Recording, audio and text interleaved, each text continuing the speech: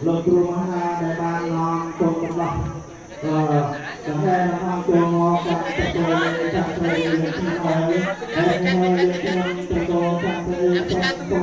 chặt chuồng lột rùa mà để nhiều chân chặt chuồng chặt chuồng món này đó món này tích từ lấy nè việc ở lại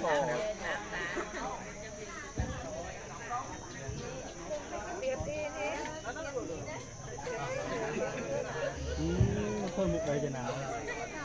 nhiều món một cái mà họ ăn một cái từ lấy nè hả nã thế một tiết từ lấy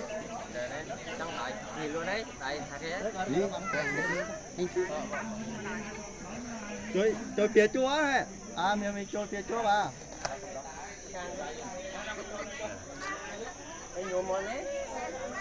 không có cái món